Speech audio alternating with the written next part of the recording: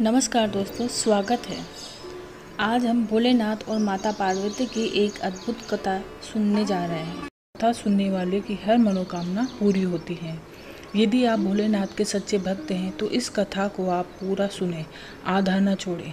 इस कथा को बीच में छोड़ देते हैं तो आपके द्वारा अर्जित किए हुए फल नष्ट हो जाते हैं। इसीलिए किसी भी कथा का अधूरा न छोड़ें।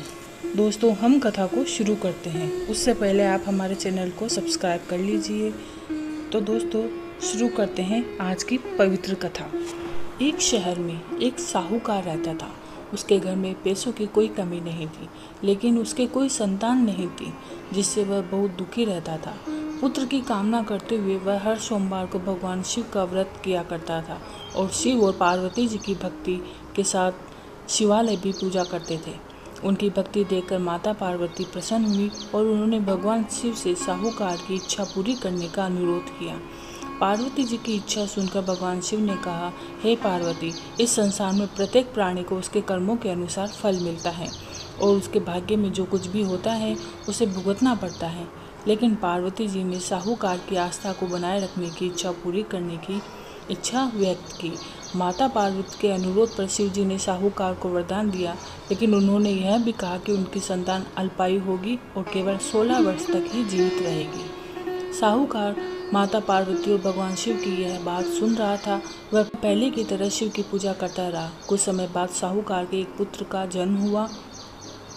जब वह बालक 11 वर्ष का हुआ तो उसे पढ़ने के लिए काशी भेज दिया गया।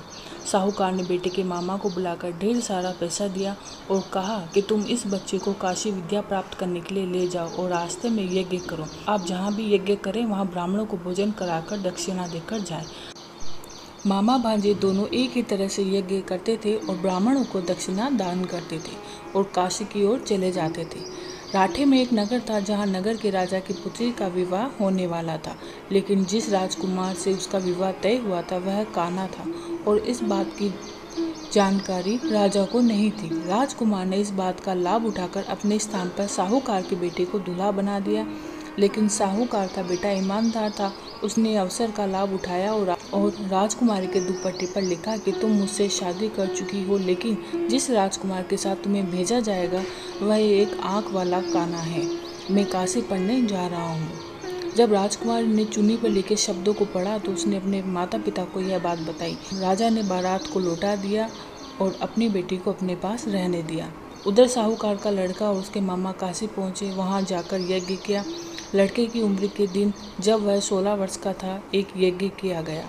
लड़के ने अपने मामा से कहा कि मेरी तबीयत ठीक नहीं है। मामा ने कहा कि तुम अंदर जाओ और सो जाओ।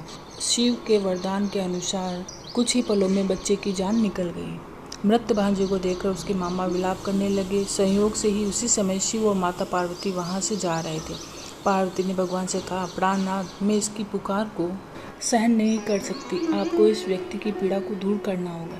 जब शिवजी मरे हुए लड़के के पास पहुंचे तो उन्होंने कहा कि यह उसी साहूकार का बेटा है जिसे मैंने 12 वर्ष की उम्र में वरदान दिया था। अब उसकी उम्र खत्म हो गई है। लेकिन माता पार्वती ने कहा कि हे महादेव, कृपा करके इस बच्चे को उम्र दे, नहीं तो इसके माता पिता मर जाएंगे।